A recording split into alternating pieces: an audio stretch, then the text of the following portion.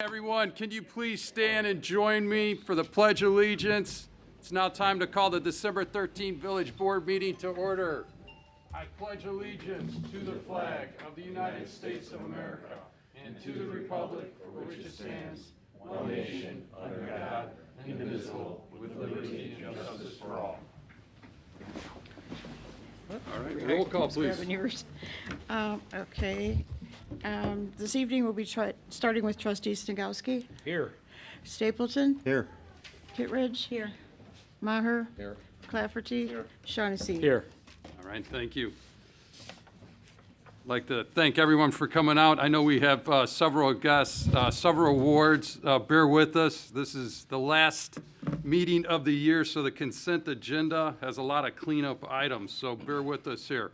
First off, we have the approval of minutes for the Village Board meeting November 8th, 2021, and the COW meeting minutes from November 15th, 2021.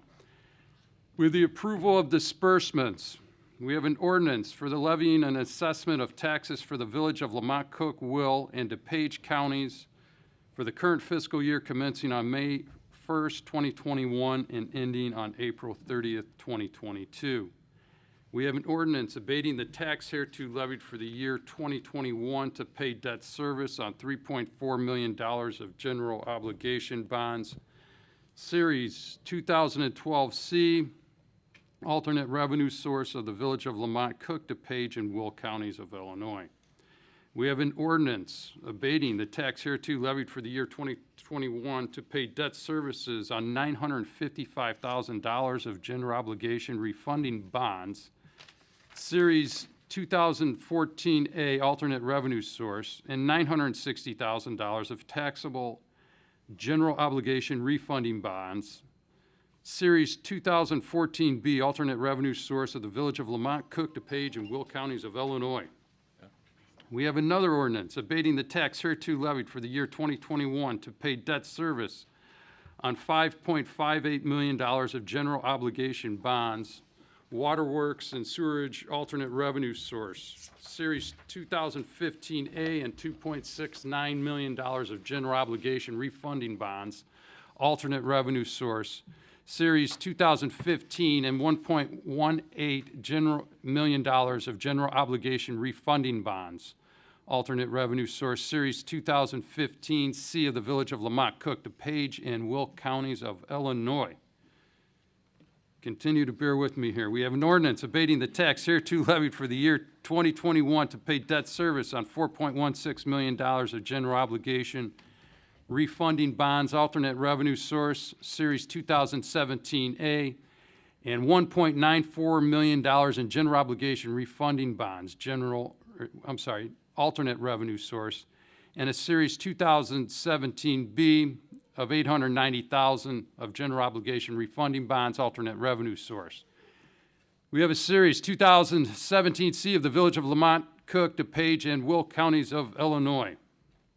We have another ordinance abating the tax hereto levied for the year 2021 to pay debt service on $5.25 million of general obligation refunding bonds. These are Waterworks and Sewerage alternate revenue source, Series 2019A, and $3.6 million of taxable general obligation refunding bonds, alternate revenue source. We have Series 2019B and $5.2 million of general obligation bonds, Waterworks and Sewerage alternate revenue source, Series 2019C, Village of Lamont, Cook, DuPage, and Will counties of Illinois. We have another ordinance abating the tax hereto levied for the year 2021 to pay debt service on $2.625 million of general refunding bonds, alternate revenue source, Series 2020 of the Village of Lamont, Cook, DuPage, and Will counties of Illinois. We have an ordinance establishing a street and bridge tax. We have an ordinance establishing a street lighting tax. We have an ordinance annexing certain property owned by the Village of Lamont located at Archer and Derby. Continuing on, we have an ordinance amending Ordinance 725, amending schedule of authorized positions.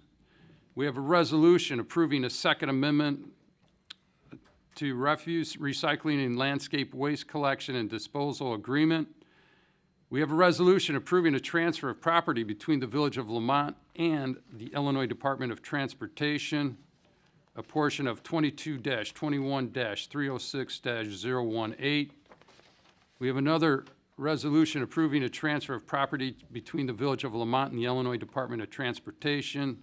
That PIN number is 22-21-306-019. And we have another resolution approving transfer of property between the Village of Lamont and Illinois Department of Transportation. That PIN number is 22-21-306-009. We have a resolution authorizing the purchase of rock salt.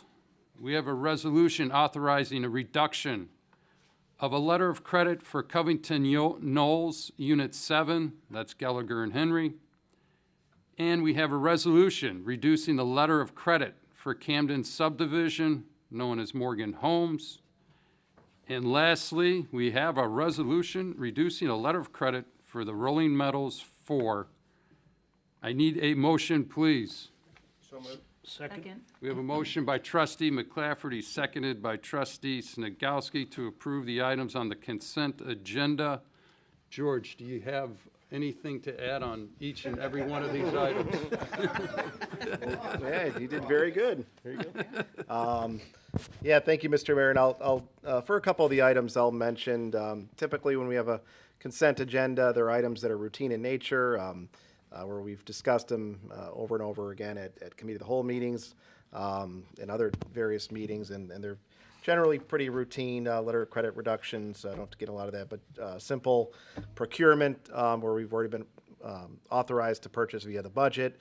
But for this meeting, it's especially long due to our tax abatements and our tax levy. And I'll have Chris kind of piggyback after I just say a few words about it. The village over the years has issued debt. In fact, tonight we're going to start the process to issue additional debt for various public works projects, whether it be the police station years ago, the public works building.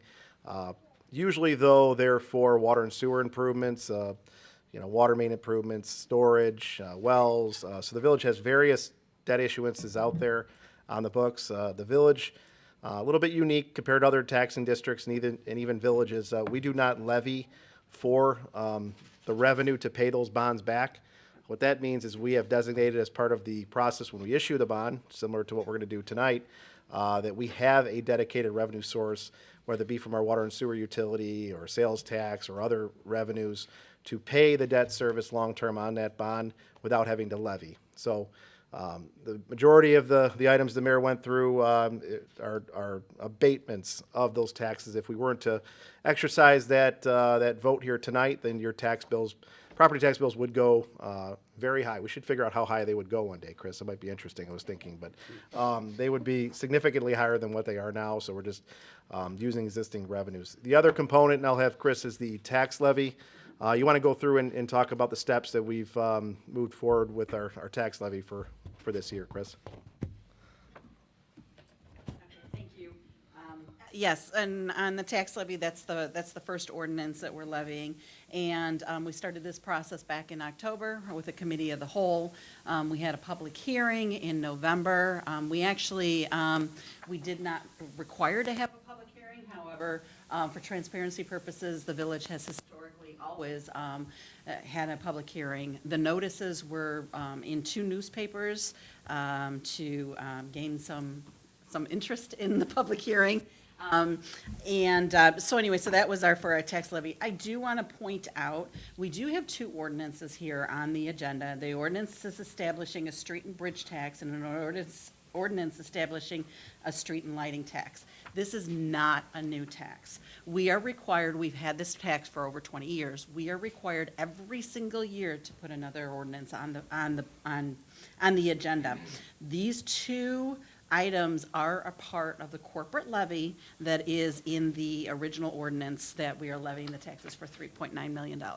So I just want to make that clear. These are not new taxes whatsoever. This is a part of our process. So after the board approves these 2, we are required by the last Tuesday of this month to file all these, the levies as well as all the abatements with all the counties. And we will, Darshana and I will be driving to each of the counties and file these ordinances there. So I just wanted to be clear on that. We are not levying anything more than what we had said. Thanks, Chris. And Thank you. I know we go through this every year, and no one likes to see or hear the word tax, right? So several of these items, we're abating the tax. These are annual things that we have to go through. And then just to repeat what you said, an ordinance establishing a street and bridge tax and an ordinance establishing a street and lighting tax is not a new tax. This is something that we have to procedurally approve each year. So I just want to just clarify that, because again, looking at this as we all did when we first started here, myself included, what the heck is this tax? And basically, it's a procedural item. So just want to clarify that.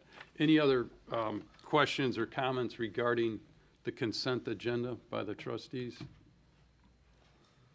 Okay, all right. Let's have a roll call, Charlene. Okay. Snagowski, Yes. Stapleton, Yes. Kittredge, Yes. Maher, Yes. McClafferty, Yes. Shaughnessy. Yes. Okay, motion approved. All right, next up, Mayor's Report. Tonight, unfortunately, Herb Zilke, who is a former mayor and very renowned resident in our community, passed away in the heart of COVID season last November. So tonight, we're going to honor Herb, and we got a couple of items that we want to share with everyone. Herb served as a trustee and as a mayor in the village of Lamont. Herb's grandson, Eric Ravez, wanted to honor his grandfather in some way on the first anniversary of his death for his love and dedication to our village. Herb was born in Lamont, Illinois on September 12, 1934, and grew up at 729 Walnut Street. I also want to mention that Herb's mother, Amelia Schwoer, I hope I pronounced that correctly, was born in Lamont as well in 1899. And his father, Otto Zilke, was born in Lamont in 1897. Herb graduated from St. Matthew Grade School in 1948. And while attending Lamont High School, Herb played baseball and football and was known as a star football player. He graduated LHS in 1952. He went off to serve as a U.S. Marine in the Korean War in 1953 as a private first-class corporal. Upon his return home, he became a sheet metal worker and married Joan Kruzinski in 1956. Herb was a very active person in the Lamont community, and in 1975, he became a trustee for the village of Lamont. Herb served as a trustee through 1982. He was the chairman of the Streets and Alleyways Committee and had the pleasure of overseeing the snow removal during 1979. God bless him for that. In February of 1982, February 8th, he was appointed as acting president until the next regular election. Herb served as the elected mayor of Lamont in 1983 through 1984. Herb even had the opportunity to meet then Vice President George H.W. Bush, I should say, during the Keepataw Days Parade in 1984. In fact, I was looking at those pictures online today. That's pretty cool. Herb truly loved Lamont, and he and his first wife, Joan, raised their daughters, Sharon and Kathy, at their home at 719 Singer Avenue. Sadly, Joan passed away in 1989 from cancer. Herb later remarried Margaret Wachowski, and they joined families and lived in Lamont for several years until retiring to Las Vegas. Herb passed away last year on November 19th, 2020. With us here tonight are Herb's daughters, Kathy and Sharon, Sharon's husband, John, and son, Eric, and Kathy's son, Jason, wife, Andrea, and Herb's great-grandchildren, Ingrid and Elliot. What better way to honor their father and grandfather, Herb Zilke, than to place an honorary street sign on the street where he was raised with him and his family at 719 Singer Avenue. So tonight, we celebrate Herb Zilke And on behalf of the entire board, we honor him, and we're going to honor her with a street sign. So can I ask the family to join me down by the podium to accept this, please?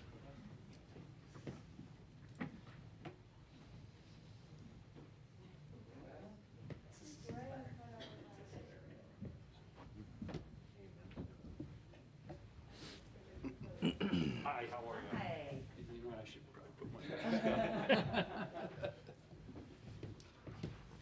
Sure. Good. How are you? You do too.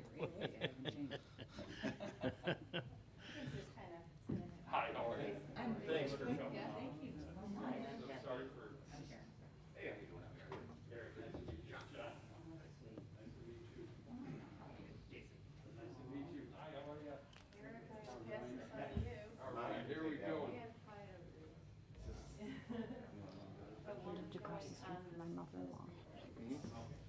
in honor of her, let's all give him a round of applause.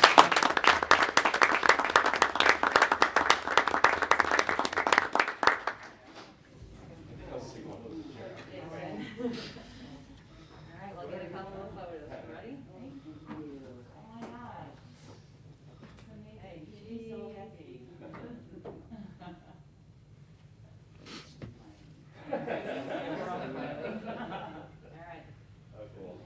Thanks again. Thank you, guys.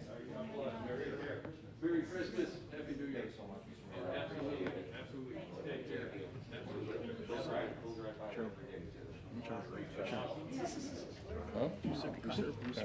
Did you serve with her? I ran my first time, and I was, he tried to run, he didn't get reelected. It was kind of the same thing as Paul, didn't get elected because the previous, you know.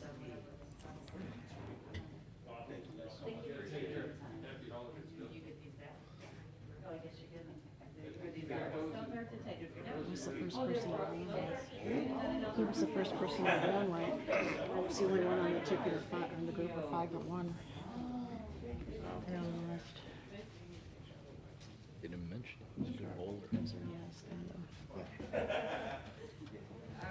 He's a big guy. Thank you all so much. Okay, take care. Thank you. All right, thank you. Okay, in addition to honoring Herb tonight, we have 3 awards, 3 Community Spirit Awards that we're going to give out tonight. So tonight we have a resident, a charity organization, and a business that we want to recognize for their outstanding contributions to our community. When COVID hit last year in 2020 and everything was shut down, many community members and businesses stepped up to do what they could do to aid others. Social media became an even more important form of communicating. The village shared posts of those that were helping others in need in our community, and there were many that were rallying the community to help contribute to the needs of others. The village staff began to include hashtag Love Lamont to those truly heartfelt posts and about helping others that were going above and beyond. This resident, charity organization, and business stood out because they never stopped, and they continue to keep up the momentum of helping others in our community. On behalf of the village board, we'd like to first recognize Kyle Kuching for Taste of Lamont. In addition, we're going to recognize Hope and Friendship Foundation and Tap House Grill and present them with the 2021 Community Spirit Award. To start with, I'll share a little bit about Kyle. Kyle, do you want to come up here?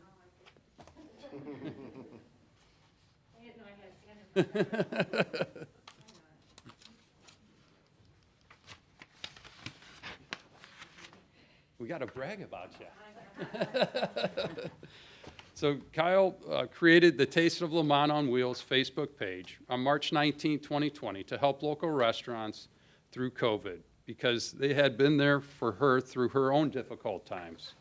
She posted menus, specials, and operating hours. She highlighted those that gave back to the community.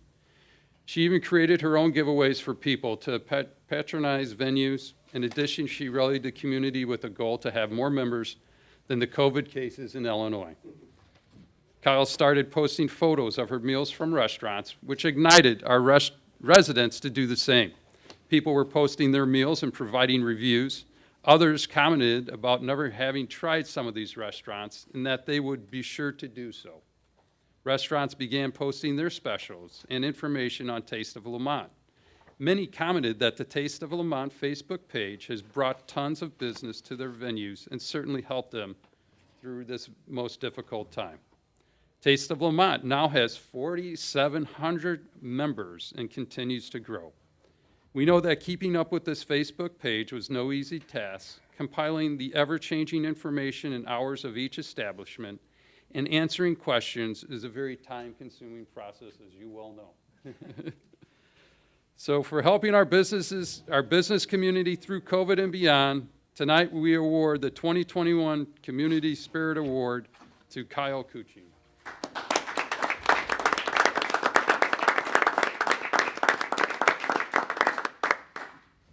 Oh, congratulations.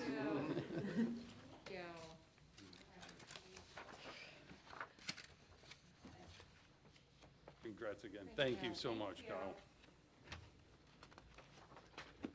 All right, our second award.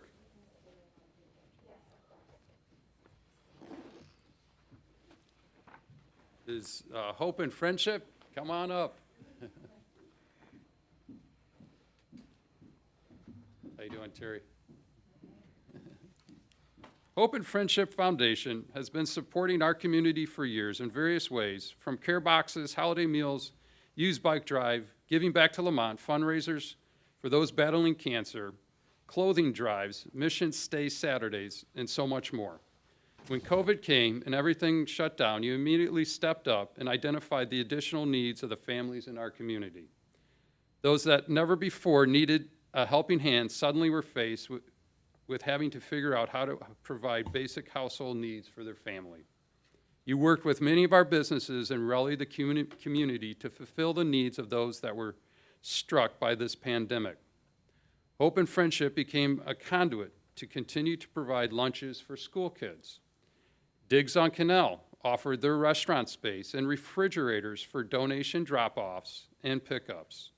Other businesses provided meals, and there were an overwhelming support from many, many people.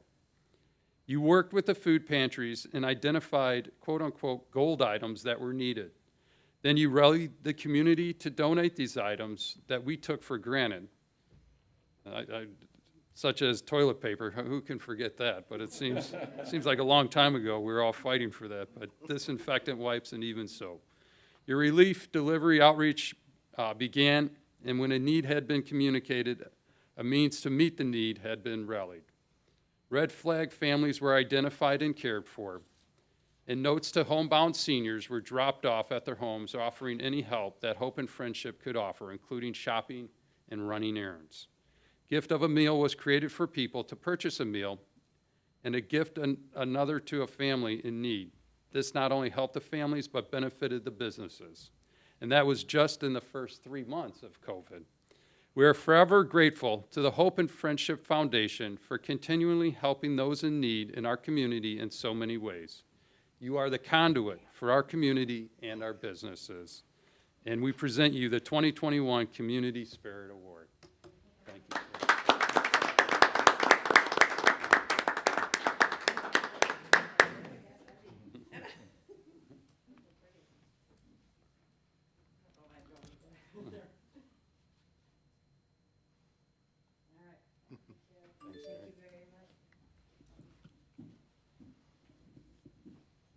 All right, next up,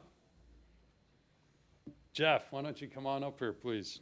Jeff Binger, on behalf of Tap House Grill. Tap House Grill has always held fundraisers for organizations and been a supporter of various events and charity groups in our community. They give free meals to veterans on Veterans Day. They donate meals to police and fire personnel on various holidays. And they donate lunches to seniors. They donate dinners to the Thanksgiving and Christmas meal drives, and they give away thousands of dollars each year, and they help raise for local charity organizations. Being told that your doors are now to be shut due to COVID was something that no business manager or owner was prepared for. Manager Jeff Binger of Tap House Grill reacted humbly and honestly when realizing what the impact of the pandemic had on his staff. Having to send them home, and for who knows how long, was something he was not settling in for. Jeff reached out to the community for support, and the community showed up via curbside, and soon enough, staff was back at work. Not only was he thinking of his staff, he jumped right in to find ways to help those in need in our community, including free brown bag lunches, which were provided for kids in need. They made meals and dropped them off to the essential workers to show their appreciation to those that were on the front line. Jeff also partnered with Hope and Friendship and collected donations for the family meals to make and give families in need. Collections were taken for Easter baskets for those in need, and the Easter Bunny even showed up curbside to greet the families when they picked up their meals. Not only was Tap House Grill supporting their staff and those in need in our community, but also Lamont residents. Families were struggling that had to deal with kids being home from school, so they created the e-learning survival kits. Families still needed to have dinner on the table, so they created the family meal specials, which fed an army at a great price. Families wanted to continue to donate and contribute, and Tap House Grill continued to find avenues to make that happen. The overwhelming community support is a testament to the momentum that Jeff and Tap House staff created during such a difficult time. Even when the doors eventually opened for indoor seating, Tap House continued to do whatever they could to help those in need. When the Novak slain family's home burned down this past June, Jeff immediately started a GoFundMe page, which raised over $16,000. A percentage of the food sales were donated, and donations and gift cards were also collected. Tap House Grill continues to provide their location for fundraisers and donate to various groups, and continues to donate meals to help those in need. So tonight, we are proud and grateful to congratulate Jeff and the Tap House Grill and their staff who continue to provide to our community, and we provide you with the 2021 Community Spirit Award. So Jeff, thank you.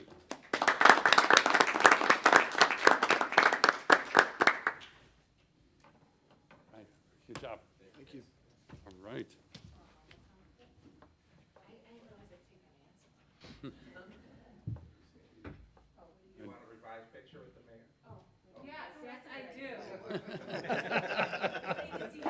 There you go. That's what we want. Oh, gotcha. There you go. All right, sorry. All right. Okay. Get everyone up? There you go. Okay. Yeah.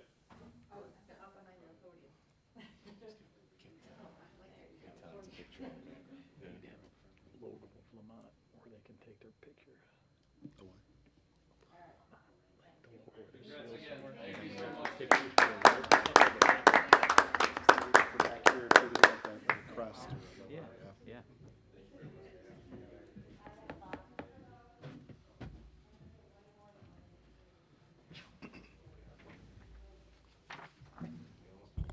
Okay, all right. We have a few items to mention. For the mayor's mention, this is our last village board meeting for 2021. We will be having our committee of the whole meeting, however, on December 20th. With that, we wish everyone a very Merry Christmas, Happy New Year's, Happy Holidays. Also, we want to remind everyone to please support our businesses and do your holiday shopping in Lamont. We have many unique shops, many service-type businesses, and many great restaurants to buy gifts as well as gift cards from. Be sure to head downtown, enjoy the Lighting Up Lamont this holiday season to see our illuminated lighting displays. You can stroll through the Candy Cane Lane and walk around downtown and enjoy the sights. Shop at our mom and pop shops and visit our restaurants and taverns and just enjoy the holiday season. Since it was such a big success last year, our second live ice sculpture event will take place on January 22nd. Be sure to check out the community calendar at lamont.il.us for this as well as other events going on around town. And also, please be sure to sign up for the weekly e-newsletter through Stay Informed. The sign-up link is located on our website homepage. All right, so that is it for the mayor's mention. And now, the clerk's report. Charlene? Okay, it's a lot longer than usual, let me see. Okay, the first item, if passed tonight, would be Ordinance O-55-21. And this is authorizing the issuance of waterworks and sewerage revenue bonds in an aggregate principal not to exceed 7.2 million, or in lieu thereof, general obligation bonds, waterworks and sewerage alternate revenue source. Said bonds are being general obligation bonds to be issued in one or more series on a taxable or tax-exempt basis. Which, good, is that a continuation? Yes. For which, property taxes unlimited as to the rate amount and may be levied, but which are expected to be paid from the net revenues of the waterworks and the sewerage system of said village in an aggregate principal and not to exceed the 7.2 million for the purpose of paying the costs of improving the waterworks and sewerage system in the village of Lamont. Okay, need a motion, please. Second. Okay, we have a motion by trustee Shaughnessy, seconded by trustee Maher. George or Chris, do you have? I'll take it. Thank you. Thank you, Mr. Mayor. So this, we discussed issuing, this is for the water and wastewater department. We discussed this back in November on issuing bonds. It's a not to exceed 7.2 million. It is mainly for the water tower, however, also for water infrastructure. I know it says may be levied on the taxes, the property taxes. We've always abated. These will be abated as well, and the backing source will be the water and sewer, as well as some of the general fund revenues, so we can abate the taxes. We will be abating it. Real And- quick, Chris, Yes. I'm sorry to interrupt, but can you just explain that to the layman resident when you say to abate that tax? So remember, so we had all these abatements before. We are going to be doing the same for these bonds. We will be Which means abating it's every not- single year. It will not be on your property tax. It's not on the property tax. We just pay it from the funds, in this case, of the water and sewer. Water and sewer, yes. Yeah, we have to put that verbiage in there. However, we've always abated this every single year. It will not be on property taxes. And I do want to, so that's that. After tonight, we will be doing a public hearing on January the 10th for these bonds, and then a rating agency in the middle of January, and then we'll be issuing them either the first, or we're scheduled around the first week of February, end of January, beginning of February. Thanks, Chris. And again, this is going to be used for a new water tower, a new well, correct? And this. And related Water tower, infrastructure. And related infrastructure. Yep, this is the first step. It's Chris, first step in a three-step process. Tonight, we'll start the process, we'll get this issued in the paper, and then there'll be a public hearing, and then at the end of January, authorization to issue the bonds, and they'll go to market soon after. The village issued bonds, three years ago now, Chris, They were 2020. So They were three- 2020s, yeah, they were. oh, yeah. couple years back, for water tower. We had not secured land yet, so rather than sit on the money, we started to put it into projects. So similar to this bond, with water tower, but also water projects. So we had plenty of water main replacement project. We still have funds from that bond, plus the funds from this bond. As if everyone is aware, with just about everything right now, costs are going through the roof. For just about everything, including steel, which is obviously the component of water tower. So between the water tower and the site work and the other public works needs on the site, we're estimating a little over 6.2 million. So that's why we wanted to go with a higher figure from our committee of the whole meeting.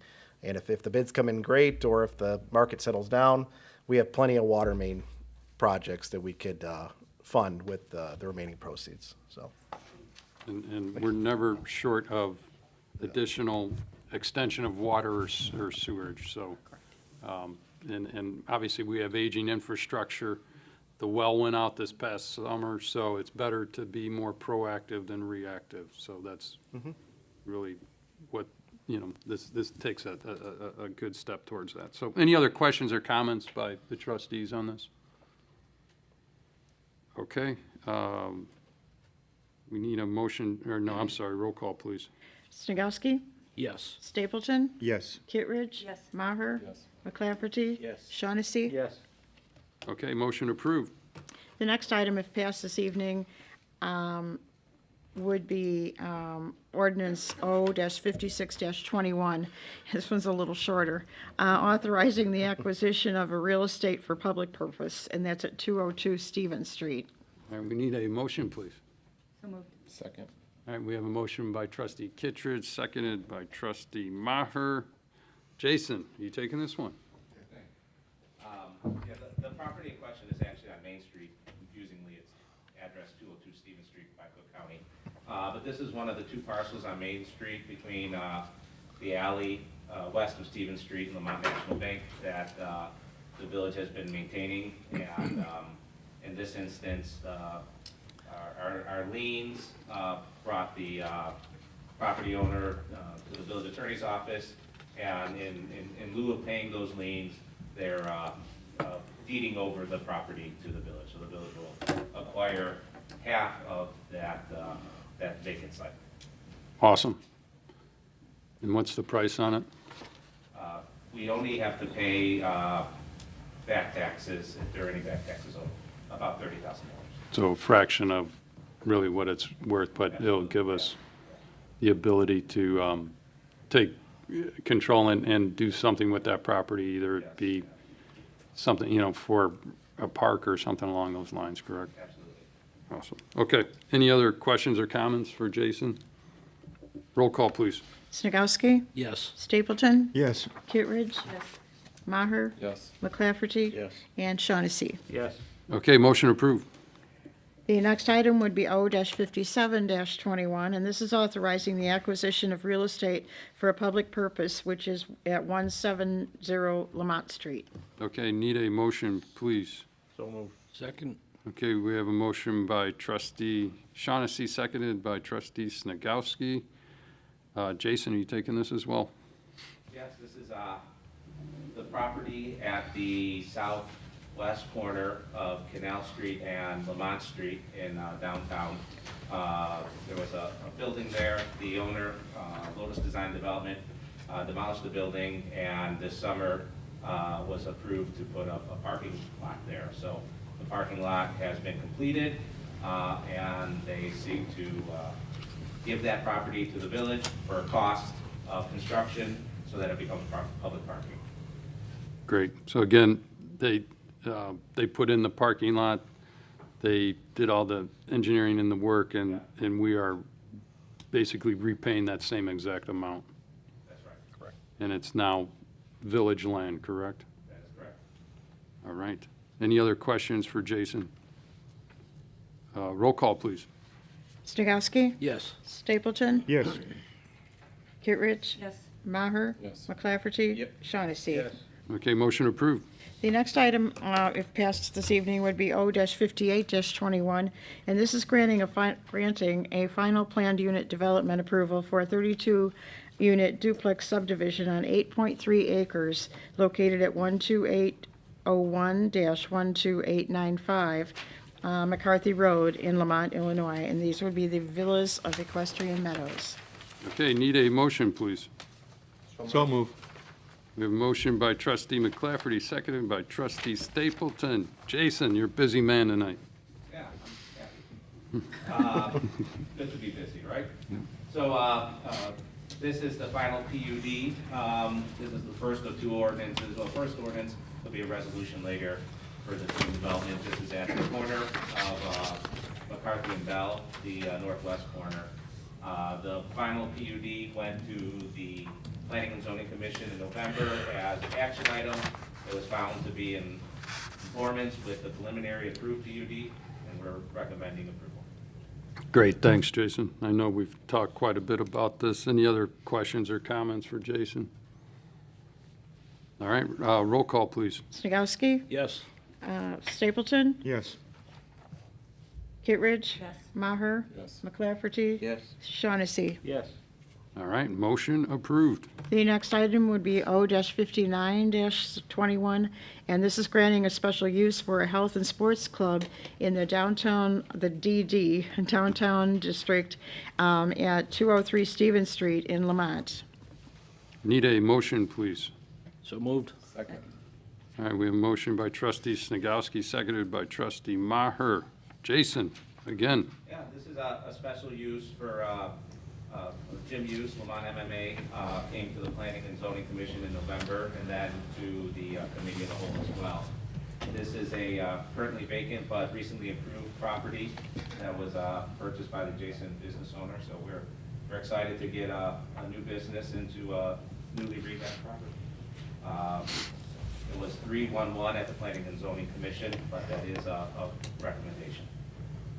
Thanks, Jason. And again, it's awesome when we have these buildings improved, and it's even better when we can get some bodies in there as well. And again, adding density to the downtown improves the business shopping, and just adds life and energy, and adds another quality business to town. So with that being said, any other questions or comments for Jason?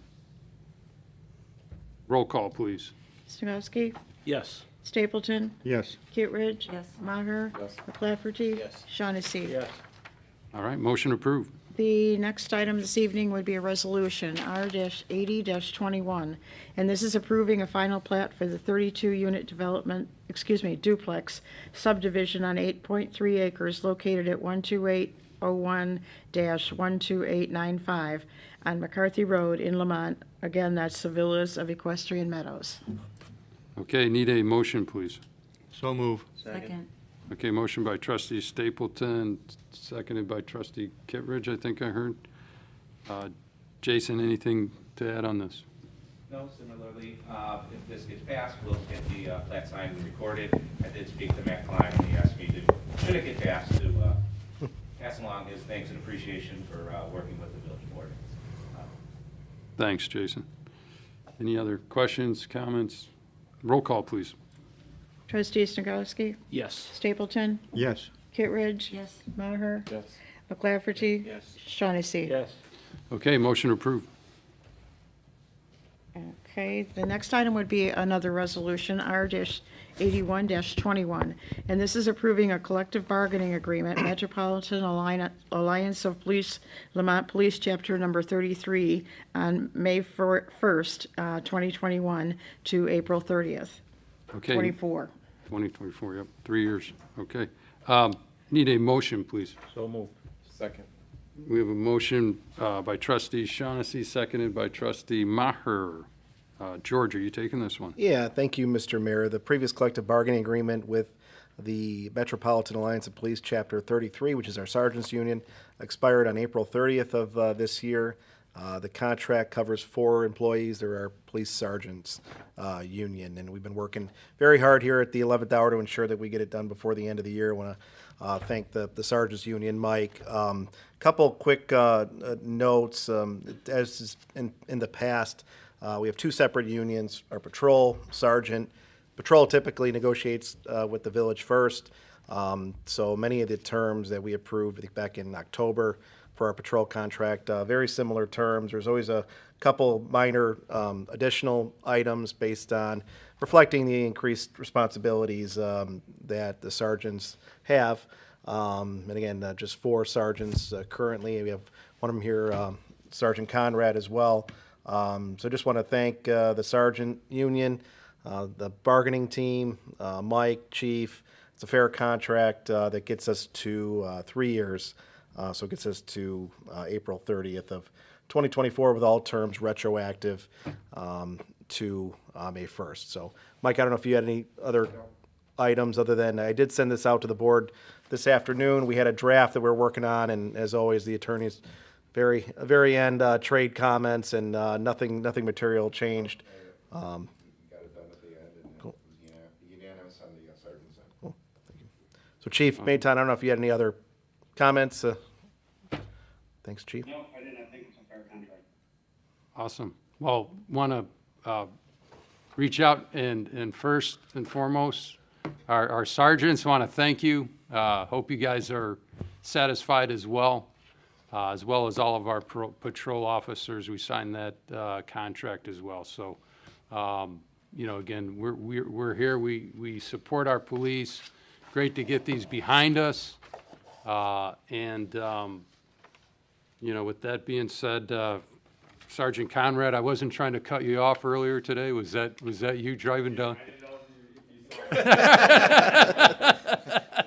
I saw you. I had a water commission meeting in Homer, so. But, no, I want to thank you and your staff as well. And, again, our police force, it can be trying times in other communities. Again, we want to make sure that our police force recognizes that we support them. These are always trying times when you go through these negotiations. If we had unlimited supply of money, it'd be great. We don't, you know that, and our job is to make things work. And I think I'm not going to talk for the entire board, but I think everyone up here supports you guys, and you guys do a great job. So with that being said, any other comments or questions? Okay, roll call, please. Trustee Stokowski? Yes. Stapleton? Yes. Kittredge? Yes. Maher? Yes. McClafferty? Yes. Shaughnessy? Okay, motion approved. Okay, the next one is also a resolution authorizing the order and purchase of police fleet vehicles. Okay, need a motion, please. Second. Okay, we have a motion by trustee McClafferty, seconded by trustee Kittredge. Chief, are you taking this one? Well, thank you, Mayor.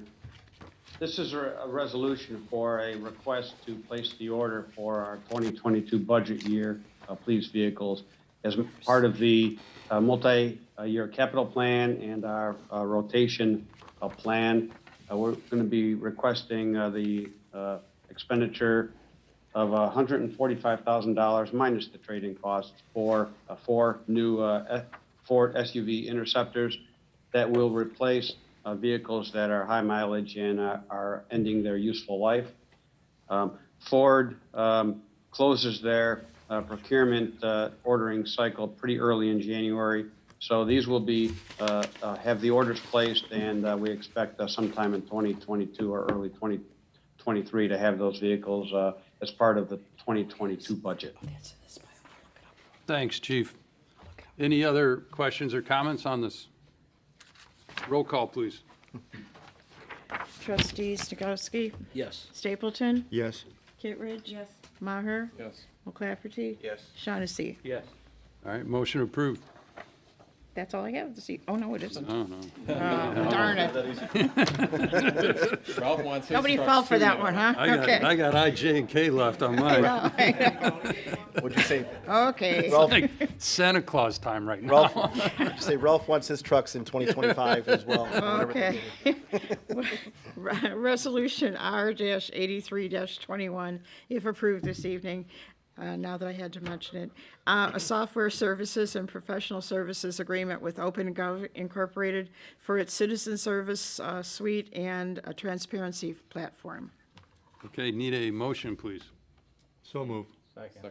We have a motion by trustee Stapleton, seconded by trustee Shaughnessy. George? Thank you, Mr. Mayor, and I'll give a brief overview and then maybe turn over to Chris or Jason if they have any other comments. But we've talked from a staff level board about our goals of enhancing the customer experience when it comes to applying for permits, contractor licenses, business licenses, liquor licenses, anything as it relates to coming in and doing business with Village Hall. Over the years, we've made several improvements in terms of staffing, moving staff around, utilizing the tools that we have available to us. The pandemic certainly has made it a little bit more, there's definitely more of a demand for online services, and we're able to do what we could with our current system. And I think even beyond the pandemic, as we move along, there's going to be increasing need for folks that can conduct all their business without even coming to Village Hall. We'll love to have you here, but definitely we want to create that product and implement it so that you don't have to. If you don't want to, we could be a little bit more efficient and just overall increase customer service. We've been evaluating several alternatives for this type of product. One thing of note, we also looked at our current enterprise system. While there are some online capabilities, they're not robust enough to encourage significant utilization of online resources. And I think that the vendor acknowledges it and even offers any towns that are migrating off of that portion of our ERP system, they will credit maintenance, and so we can lower our contract in certain areas and migrate to a solution that's a little bit more robust. And several other communities are doing the same thing.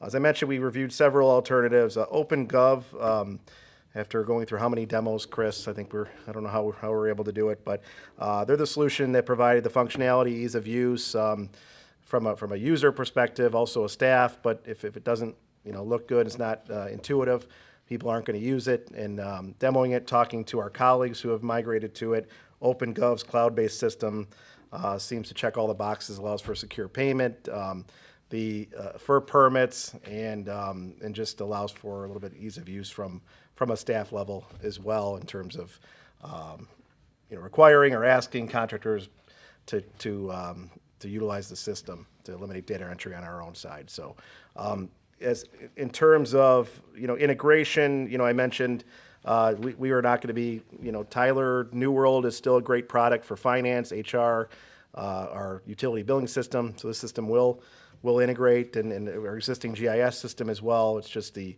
community development portion of it is lacking behind, and just need to implement it, a new option. In terms of implementation, the timing, that's why we wanted to get this approved before the end of the year and talk about this project, is that, this is, in theory, our slow season, although, Jason, I don't think it ever really slows down. But you come May 1st, when the permits start back up for new single-family homes, the goal would be to have this implemented by May 1st, and we talked to the representatives from OpenGov. They can make that happen, and we're going to allocate the resources necessary to do so. I mentioned financial impact briefly. There is a one-time implementation software fee, and there's also a maintenance model, which is typical of these cloud-based products. It's a 5-year contract, and we will be getting credited our existing maintenance from our existing vendor. This will be an additional add of about $29,000 a year, and there's potential for other integrations where we can remove other systems as well. So, Chris, I don't know, before I turn it around, any other comments? You've sat through all these demos too, and thank you for that. And usually the finance department is the one that hums and haws over these systems, but Chris has been the most excited, I think, out of everybody to make this all go cloud-based, correct? Yes, yeah. Thank you, George. Yeah, and like George said, I've contacted many of the communities that have gone to this OpenGov, and everybody has been very positive about it. I've had zero negative feedback in both the users and the implementation as well as using the software afterwards. So. And like George says, Tyler, New World, utility billing, finance, it's very strong. There's always been a lacking with the community development and the online permits. So this is going to allow applications online, as well as scanning in the plans. So we believe that this is going to be a very good step forward for online for the users, both users, the people applying as well as on our end. So, Chris, I know, like, from builders to residents, this should improve customer service, right? Yes. All right, check. Yes.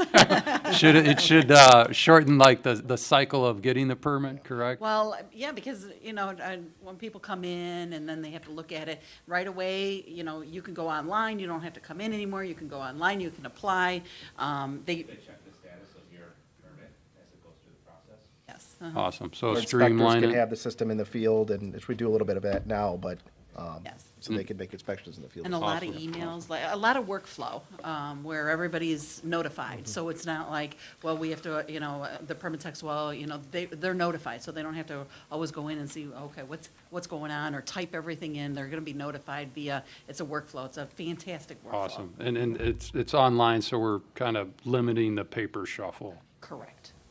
All right. I have one question. In the past, we used to have the ability, if we saw something going on, a roof going on in a house, we could go onto the internet and find out if that person had a permit. Will we be able to do that again? Yeah. Okay. Awesome. Any other questions, comments? Yeah, Or- I have a question. Go ahead, Dave. Do we have a some type of licensing or agreement with them? With OpenGov? Yeah, the documents you have here don't include any, you have the implementation SOW, you have basically the invoice, and then you have, the other document, but you don't have what I'm not seeing is some type of licensing / cloud service, the services. The annual? Is that what you're talking about? There the should be annual? a service agreement for the service that you're getting from them. So, for example, there should be an SLA associated with that. If the system goes down, there should be, Redundancy, Yeah. what'd you say? a redundancy. Yeah, and then, what's your backup? What's their privacy policy? I'm assuming we're gonna have personal information in the system. No. We're not putting contractor names, addresses in there or anything like that? That's public. Addresses, but that's all Contractor. public information. Nothing, there's no credit card or No other. credit, nothing, no credit card, no, we're not hosting any of that. And then But what the type of names and- facility, who's their cloud provider? Are they hosted on their own? Are they in As of AWS? I'm not sure if you guys saw Or that not as- AWS was as- down for a significant amount of time last week. Oh, AWS, sorry, AWS it is, sorry. It's AWS? Okay. So, and they were down last week for a significant amount of time that brought down major. Yeah, it's something, and I know, Mike, as part of the quote and the terms and conditions, there's negotiated terms and conditions that are part of the state bid. I know that we could follow up on, but Mike, you looked at a couple of those terms and conditions, and I think a lot of that was in there, but we'll follow up. So if I don't, I'm assuming they sent us something like that. The other thing is our data, so I think there was something on data. We're gonna be uploading all of our information into their system. If we leave their system, there should be we should have some agreement on being able to get our data out. How will they actually be able to get the data out and provide it to us if we leave them as a provider? You should reach out to them.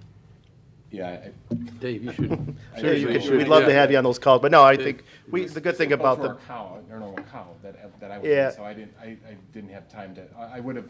I No, fair apologize enough. for asking the questions. yeah, no, we could follow up. Why that's don't right. you, I mean, Yeah, you got a lot of experience in that, so. That's all I do. So. Okay. Awesome. Thanks. Anyone else? All right, roll call, please. Trustee Sorry, Stokowski. I just want to, I am concerned voting yes for this until I get that information. Just so you know. Yeah, It's- the- So I have a question then. The Do ability. they for- do this for other towns, or are we Yeah. the first and only one to do it? Yeah, several other towns have. Yeah. So, I mean, I'm assuming this is a generic Yeah, and agreement. I know this, one thing that we had from the staff at OpenGov, and it was all software is on the State of Illinois Cloud Solutions contract with NASPO. The contract could be found, and they gave us a link. So these are all terms and conditions that have been bid at one point. So it covers our bidding requirements. There's terms and conditions that I sent over to Mike, and we could follow. I understand your concerns, and we're a little bit of a time crunch, obviously, in meeting the season coming up. Again, many towns have migrated over with the same paperwork. So I think, Mike, we just got to follow up after the fact if we could. I mean, just to be clear, I'm going to vote no. I would not sign a contract with my business that I work for without actually seeing the terms. So Mike has I don't seen- okay. necessarily disagree with that. I would send them to my attorney and I would give them to myself. So I'm just doing the same due diligence I would do in my day job. And Mike has seen the terms. You've seen them. Yeah. You comfortable with them? But I haven't seen the terms. Normally I will go through, I'll go through with our attorney and through us. I'm doing the same due diligence I would do with my organization. That's all I'm trying to do. So if people are voting yes, I'm fine with that, but I haven't seen it yet, and so I'm not I comfortable trust with you, that. Mike. Yeah, we trust Mike. I mean, I'm just No, I letting you know, in fairness. Some of us trust you. All right, roll call, please. Or, Okay. I'm sorry, anyone else? Roll call, please. Okay. Trustee Stokowski. Yes. Stapleton. Yes. Kittredge. Yes. Maher. No. McClafferty. Yes. Shaughnessy. Yes. All right, motion approved. The next item would be a resolution also, R-84-21, and this is the accepting an award of a contract, the INM Canal Water Regulation, and I don't know how you say this, USA, like US ACE? I don't know how you pronounce that. And- Yeah, just spell it out. Army Corps of Engineers. Okay, that's good. They love acronyms more than we do. Yeah, I guess so. Okay, and this is the road to the IMTT outfall to the CS&S Canal. All right. Need a motion, please. Yeah. Motion, please. So moved. Okay. Second. Shaughnessy. All right. Trustee Shaughnessy, seconded by trustee Snagowski. Who's taking this one? I'll take it, and then if Ralph has any comments, I know he's trying to connect in from Iowa, but the village requested proposals from 5 surveying companies to provide survey data along 26,000 feet of the INM Canal through town. That's from the Will County right-of-way or line on the west all the way to the IMTT outfall on the east, so a significant portion of the INM Canal. This is part of the Section 219 authorization through the U.S. Army Corps of Engineers. If you recall, we entered into a contract with the U.S. Army Corps of Engineers a few months ago to partner on a project to evaluate the improvements necessary for the INM Canal. This is the foundation of that whole project. They've agreed to take this project on. This contract, we will have to cover the cost, but it is part of our local match. So we put into the budget our local 50% match. I think it came to $67,000. This will count towards that amount. But this is the data that's going to be put into the system, and then once complete, we'll have meetings with the Army Corps of Engineers to evaluate the water levels and then make some recommendations from there. The work should start immediately, although some of the technologies they're using, the sonar technology, may be halted if we get a thaw, snow cover, but they'll go in and out. You're going to see small little markings along the canal over the next few weeks, but it's expected the project will conclude by April, which is perfect timing. We want low water conditions as part of this survey, and then we will work with the Army Corps. So Jim Kankar, our village engineer, put out a bid spec. I did not review all of it, but he's comfortable with the contract, working with Knight Engineering, $29,000. We did have, I believe, 4 other bids, but this came in low, and we're comfortable with them doing the work. They did some other surveying work for us out west on some parcels we're going to be or are leasing from the MWRD, which are very difficult to access parcels. They did a great job. So we're comfortable moving forward with this contract. Awesome. Thanks, George. Any other questions or comments? Yeah, those were 2 things I wanted to ask. One, how they did on the last one we had them, so you said well. And the other one is, just for the record, Kane Carr is a certified surveyor, so with him putting together the spec, I feel confident that he's included what needs to be done, so. Yeah, and Knight, I mean, very cost effective for that other very difficult surveying job too. They did it for about half what everyone else was willing to do it for, and accurate, responsive. So we're comfortable moving forward. The Army Corps, also, the good part about this project, the village has tackled the INM Canal evaluation in the past. We've kind of done it, on our own, and then we kind of talked to the Army Corps. Everything we're doing is being signed off, blessed by the U.S. Army Corps of Engineers. So in theory, the recommendations that come out of this process will be permitted by them down the line. But we got to start with the survey first. Promise? Yes. I also hope we get a grant from probably one of those projects. Yeah. Did Jason Tyre, did he work on any of this or no? Yeah, this is from our federal lobbyist. They got us involved with this program. And you're right, I mean, this will be the first. We received a grant, 50% grant for this project, but ultimately there are going to be future projects that we hope to get additional grant funding. Yeah. Awesome. So it's good that, I mean, from a lobbyist standpoint, Jason has worked out so far so good. Correct. Okay, with that being said, any other questions, comments?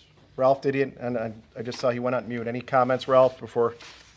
Yeah, basically, greetings from Alpha, Iowa, by the way.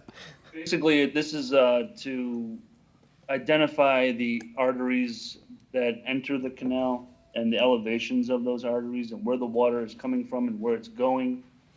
So a project can be designed to, get us a better water level in the canal in the future. Awesome.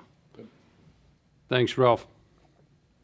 All right, roll call, please. Snagowski, Yes. Stapleton, Yes. Kittredge, Yes. Maher, Yes. McClafferty, Yes. Shaughnessy. Yes. Okay, motion approved. The next one is the R-8520-21, if passed this evening, and it's authorizing the order and purchase of two 2022 Ford F-250 trucks. Okay, need a motion, please. So move. Second. All right, motion by trustee Stapleton, seconded by trustee Kittredge. Ralph? Thank you, Mr. Mayor. So just similar to the chief's presentation, Ford has an early cutoff for ordering. And these two trucks are priced out at the state bid. It's a set price. Willowbrook Ford is meeting that price. So we wanted to place the order for the two trucks now. It's in our 5-year capital equipment plan. So I think it's like just over 41,000 per truck, I believe. I don't have it in front of me, but I think you guys do. So yeah, looking for approval for that. Awesome. All right, thanks, Ralph, and greetings to Iowa as well from Lamont. And any other questions, comments? Roll call, please. Snagowski, Yes. Stapleton, Yes. Kittredge, Yes. Maher, Yes. McClafferty, Yes. Shaughnessy, Yes. All right, motion approved. and that's all I have. All right. Get paid extra tonight, I Shirley. tell you. Good work. All right. Mike, anything for the attorney report? Go over the 30 ordinances and resolutions. Yeah, can you review those? Merry Christmas. Merry Christmas and Happy New Year. Oh, Thank you. thanks, Mike. You too. George? Yeah, thank you, Mr. Mayor. On the consent agenda, we didn't talk about a couple items, but they are routine or minor in nature, but I'll bring them up in conjunction with another report. IDOT has been communicating with the village regarding their Main Street improvement project, which will include resurfacing, drainage improvements, minor widening in most areas for Main Street all the way from Fordham Estates all the way out to 83 in Maine. So they've been talking about this project and pre-engineering it for several years, short of a decade probably. 10, yeah, there you go. As part of that process, they are going through land acquisition, and they've reached out to the village for 3 slivers of property. Again, you're talking probably under a half acre total of property that's excess, it's right of way, and we will get compensated for that, for the property, and it just allows them to move forward with their project. So I think the total was $65,000. If you hold up IDOT, then they have the ultimate authority to take it anyway. And we want this project to move forward, so we work with them, and so we'll get. You got anything else you need from them that you can barter? They don't barter. They don't barter. We need some permits done quickly. Actually, they did finish the item at 83 in Maine, but I get your point. So they also mentioned that the bridge project, yeah. So it is actually scheduled. We received plans. Engineering is going through them now for a September 22 letting, and they already told us that there's very little chance that it meets that letting. But I think a 2023 project is definitely in the works. So to get Main Street done in 2023, while it will be a pain for everybody, is a really good improvement. We also talked to them about resurrecting the trail project potentially, and if we do some engineering on our own and potentially go through our COG for surface transportation funding the next go around, we can investigate and try to bring that project back. It's a tough one, but in working with IDOT, potentially we can utilize their authorities on right of way to at least take another crack at it. It's a good project to connect to the CalSag. So we started to talk about bringing that project back potentially. Don't forget their fiscal starts July 1st, so that's 23, July 1st. There you go. Of 22 is actually their 23. 3, so we're probably 12, yeah. Yep. Yeah. I want to Yeah. add to what Rick said is that, so we're beholden to them. We anticipate nothing, we get nothing, but here's a case where, yes, we need the Yeah. Village of Lamont to do something, and as you say, well, they're gonna get it anyway. However, what I'd like to see come of it is some type of liaison relationship with IDOT so that we're able to communicate as opposed to, dry land, like we never get a response, or we don't have anybody to seriously discuss the issues. And I don't say I know all No, the no, need from IDOT, but this is a good start to have a long-term, good relationship, working relationship, because now they need us. Even if it's Yeah. inconsequential, they still need us. So I'm just No, that's a hoping good that point. it And pans out. And we do have, we've reached out with our, state consultant, or state lobbyist, and we get meetings from time to time. I think COVID, we'd go down to Springfield, the mayor and I and Jason, and talk to them about projects. But I understand, this one is, we want the project as much as they do on Main Street, but you're right. And there was an example on, with our water main on, I think 127th Street, we needed them, so there is some of that, but, yeah, they finally finished the 83 in Main work, so now it's in the county's court. Cook County has to, and that, you'll see that in January, I think, right, Jason? The Bluestone redevelopment agreement for 83 in Main, the last remaining holdup on clearing title to subdivide that property and sell it finally is this issue that Cook County had to work with IDOT on. So you start talking about massive bureaucratic agencies having to work together. We got one end of it done, but your point is well taken. I think even, Chief and Ralph, we talked about, even pedestrian safety improvements on McCarthy Road. I mean, the answer can't be no every time we ask. So I think that's something in the new year, and we'll go back down to Springfield and start talking about our priority I mean, list. trust me, we try, and are they even working in the office now? They're all- You gotta start many of- there first. You many gotta of them start are with one- that, one you day a know? week. They gotta be in the office for us to be able to visit them and work with them. So, yeah, the last update I have on the meeting schedule, the mayor mentioned, you're right, this is the last voting meeting. We do have a couple workshops coming up, and I'll mention them on Wednesday. We have our Phase 2 of our water supply study workshop is going to be here at Village Hall, 6:30 p.m. It's a public meeting if anybody wants to attend. This one should be interesting as well, depending on who you ask for the last one. Obviously, the village is in a much better position than other towns. A lot of towns are going through a water supply analysis where we're looking at the groundwater. Are our wells, our deep wells, sustainable going forward? And the answer is, yes. For how long, that's debatable potentially. We went through that analysis. Joliet and other towns are really behind the eight ball. They're looking at migrating to a Lake Michigan water source within 10 years. And so we're partnering with the region to kind of look at this issue. Phase 1 of our study was last Wednesday. We're going to be getting back together Wednesday. We're not going to talk much about ground and water analysis, so we're good there, and we'll revisit that an issue when they remodel. But we wanted to invite 2 different Lake Michigan water supplier alternatives that are going to be out there. One has been in business for 30 years. The other is a bit of a startup, the Joliet group, and trying to engage other towns. So they're both going to come out. They're going to give a 20-minute presentation. So if anyone, you went through the last summer asking us where we got our water and can we switch to Lake Michigan water, there's a lot to that, and we're going to unpack it, over time. But Wednesday, we will have those 2 providers in here to give a presentation. We told them to keep it to 20 minutes and then ask a little Q&A from the board or anybody else who comes to the meeting. So looking forward to having them out. That is the only item on the agenda. Will be a presentation from Illinois American and then also the City of Joliet. So anybody, Jeanette, we'd love to have you there too. Come on What out. time But is it? 6:30. Thank you. The other component, December 20th, as you mentioned, Committee of the Whole. There's a couple items on the agenda that'll be our last meeting of the year. 2 items that made it through Planning and Zoning last month will be on that agenda. One is Copper Ridge, which is on Timberline Road. Previous iterations were Vistancia and Timber Run. Do I have that right, Jason?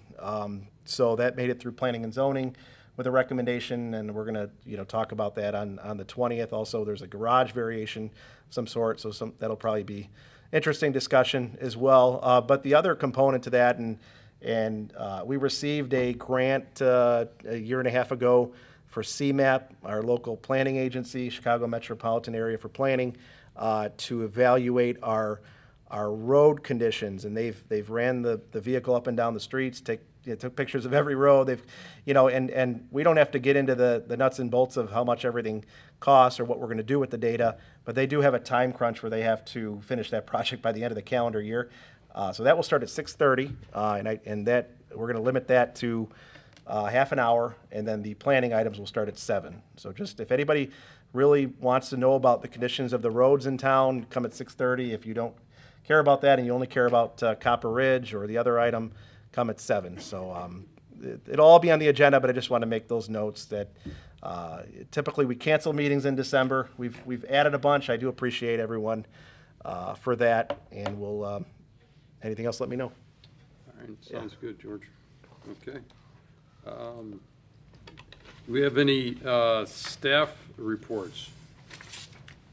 Chief or Ralph or Chris? Darshana? Jason? Chief, go ahead. Mr. Mayor, I do have one real quick. Yeah, go ahead, Chief. Can you hear me? Yep. Hey, about 10 days ago, we had the ruse burglars back in town. We put out a bulletin on this. A couple weeks ago, they were in the Timberline Knolls subdivision and committed a burglary. We haven't had them in town for a couple of years, but their MO is they approach, they travel in pairs, they go to the front door, they're trying to get the homeowner out of the house. In this instance, they posed as landscape workers and told the homeowner that they had cut their power line in the back. When the homeowner went out to observe it, then a second individual enters the house and it looks for items in view, cash, jewelry, other valuables, and then they leave. They typically pose as contractors. A legitimate contractor is going to have ID. The vehicle they're in is going to have a company logo on it. If anything looks fishy, if they're not contractors that the individuals have asked to come to their house, ask for ID. If you're uncomfortable, call the police. We'll come and validate who they are. And typically, if they know the police are onto them, they'll visit other communities. So just be on the lookout. We haven't seen them since this instance, but I've seen bulletins come out in other communities around the Chicago area. Chief, up another question I've had. With all the Amazon deliveries going around and the FedEx, there's so many trucks that are out there unmarked. How the hell do you know who really works for who? Is there any law stating that they have to be painted, they have to be signed? If you notice, there's all kinds of little white vans running around. How do you know who's who? Typically, the ruse burglars are not in vehicles like that. They're in pickup trucks. In this one, they were just in a regular car. So Okay. that they're not in the vehicles that you would expect contractors to be in. But no, there is no requirement for signage on contractor vehicles or delivery vehicles. In some business activities, there are requirements. For example, on the highway, you've got to have an ID on your vehicle so that they know you should be out there working. Right now, you're saying there's currently no law that would require anybody to have some kind of identification on the vehicle. I mean, there's plating requirements at the state level where, they have to, if it's a commercial vehicle, they have to have that. But now Amazon has their program where, like Uber Eats, they're letting individual contractors participate with their own vehicles in the delivery process. Okay. Seems like something that ought to be looked into for the reasons we've been talking about. Yeah. I don't mean by you, I mean in general. Hey, Chief, I'm not trying to extend the meeting, but this is the last one of the year.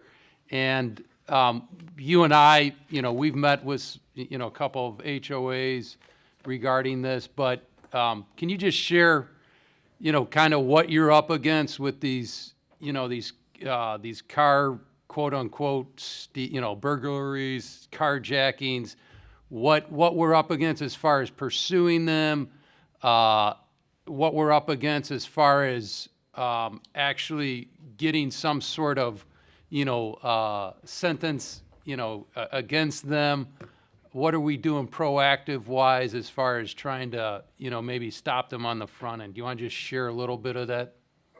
Well, first of all, we haven't had a carjacking or a robbery in the village of Lamont yet. That doesn't mean we won't have any. We have had some car thieves out here. These groups are essentially exploiting a lot of both policies and laws, to conduct these crimes unimpeded.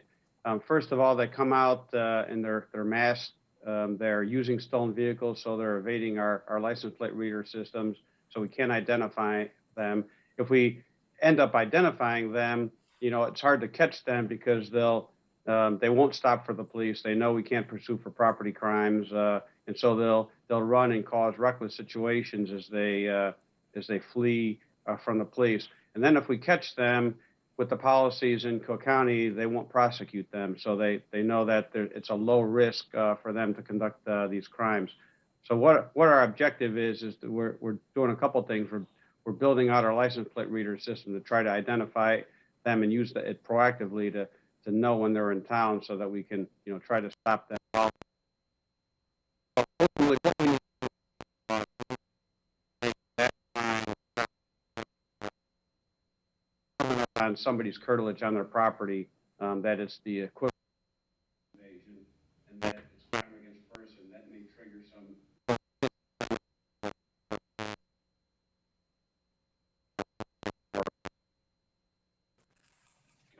Got it. And again, as a officer, we cannot chase those cars, correct?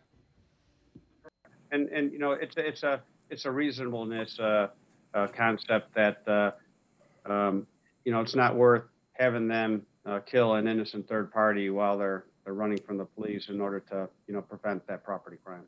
And I think the last we had this in Covington, we actually, thanks to a resident, we were able to proactively intervene. And again, they fled, but there happened to be a demonstration going on, and this car actually was driving towards there. So we had to, obviously, it's not worth someone getting hurt over this, unfortunately, And they actually blew the red light on 127th and State, and as they were trying to get out of town. Yeah. Chief, so bottom line is no carjacking, but we've had cars stolen. Lock your doors, right? Keep your doors locked. So especially, it used to always be this time of the year, they would come late at night, they'd go up and down the streets, during the holiday season. But they're starting to becoming, a little bit more regular, so keep your doors locked. So thanks, Chief. Keep your keys with you and outside of the car, and keep your garage doors closed. Yep. Okay. Any other staff reports? Okay. Board reports, any unfinished or new business? All right.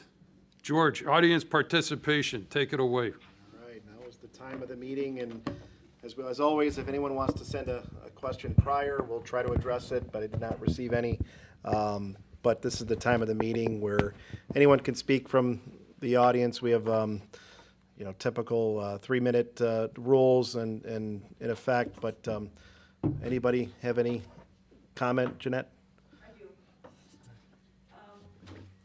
Jeanette, if you could come to the podium. No, if you don't mind, I'm pretty loud. You can probably hear me, okay? Do you want to give him the speaker? Mike, you want to give her the speaker?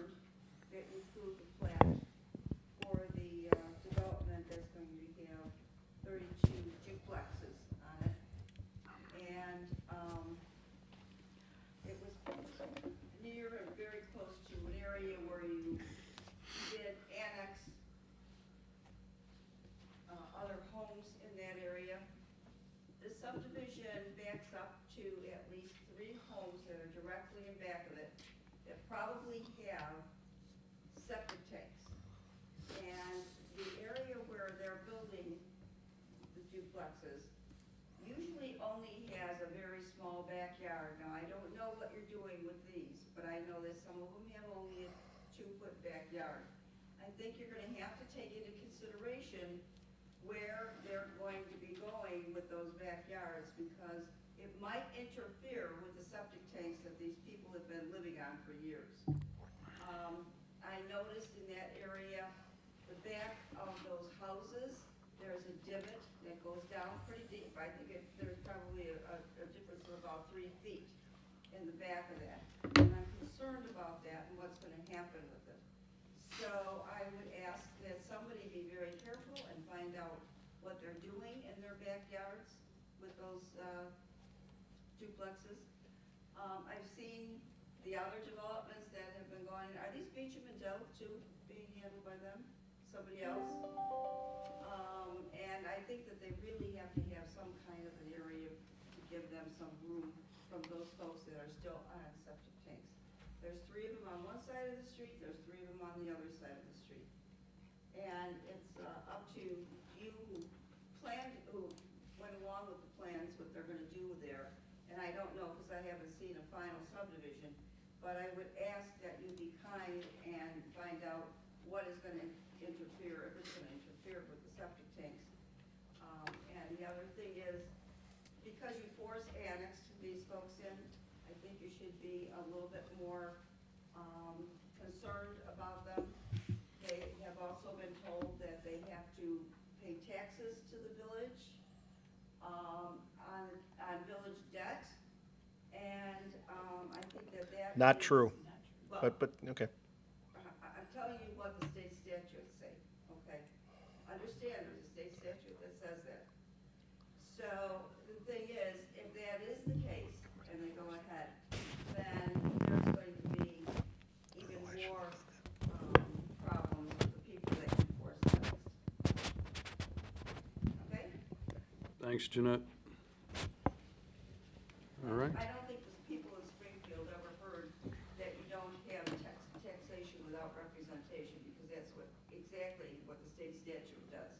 It gives them the authority to go ahead and tax when they weren't represented, when those bills were made by the village. Thank you. Thank you. All right. No other questions were sent in, No other George? questions. Okay.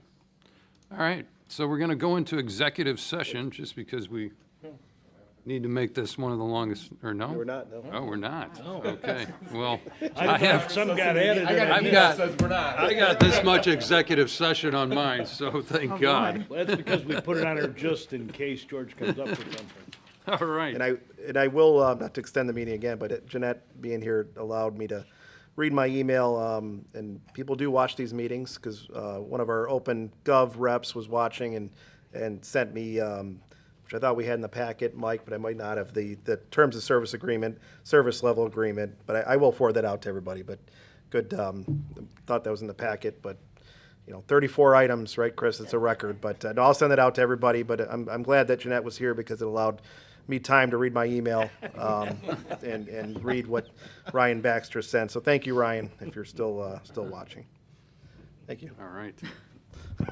So no executive session. I'm excited now. Settling in for the long haul, huh? All right. So with that being said, again, want to thank everyone for joining us tonight.